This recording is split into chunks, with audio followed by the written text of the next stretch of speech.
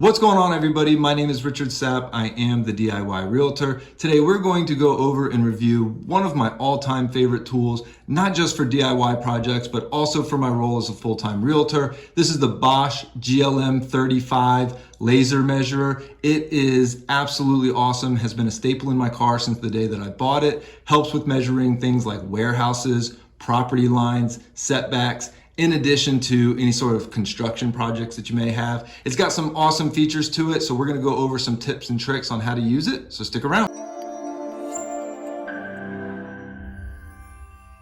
All right, so taking a look at it on the outside before we even turn it on, it's pretty compact, fits in the palm of your hand pretty easily. This is 4.1 inches long. Remember that whenever you're measuring something, it does measure from the back and out 120 feet. So 4.1 inches long according to the manual. It's about 1 inch wide. They sell some cases that you can buy to put it in and protect it. Frankly, it's been either in my glove box or my toolbox, open and exposed like this without any problems. It does operate off of 2 AAA batteries, which is convenient because it's a common battery type and available just about any store. It is the one drawback to these though, in my opinion, is that you will have to make sure that the batteries are on. If you've ever traveled somewhere, especially a longer distance and shown up and the batteries don't turn on, it can be a real pain in the butt. Let's go ahead and turn it on. I've got this block here to use as demonstrative purposes. You can see a nice backlight shows up so you can read it in the daytime or nighttime. The laser turns on immediately, and we're gonna see this is the indicator for the first function in each of the functions here. This first function is real time. If I move the block, you can see the measurements change almost instantly. And as you can see, my battery light came on, so these are wearing down and we'll have to get new ones here soon. The second function here is a little bit different in the sense that you can get set first, so you'll need to get set first. Hit the red button to turn it on, and then hit the red button again to get the measurement.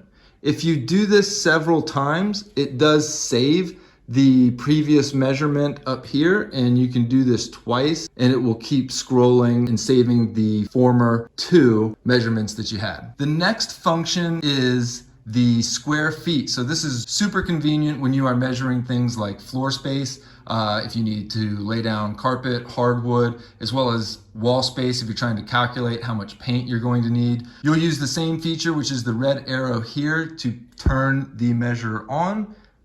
Push it again, and you'll see that we've got about 8 inches. If we back it up and push it one more time for 11 inches, you can see we've got 0.656 square feet. The next function is cubic feet, which has been great for measuring things like rooms, or I've primarily used it for landscaping if I need to know how much mulch or rock to put down. And the process is going to be the same here in the sense that we're pushing the red triangle or button here at the top, and we'll do this 3 times to get the cubic feet, 0.22 cubic feet. And if I didn't mention already, to clear it and start again, we're going to push the C button down here, which is also the power button.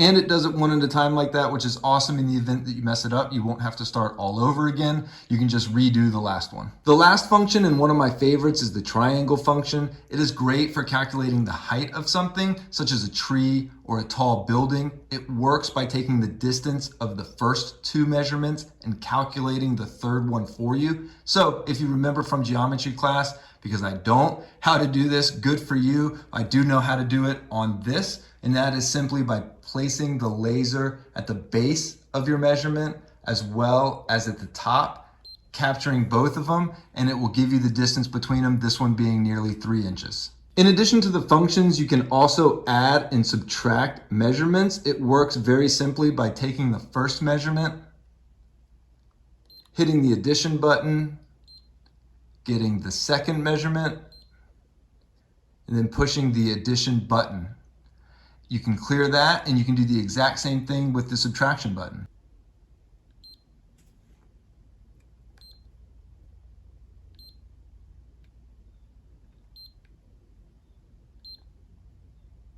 So you can also change the unit of measure by holding the function button down and then using the plus and minus buttons to scroll through however you'd like for it to read.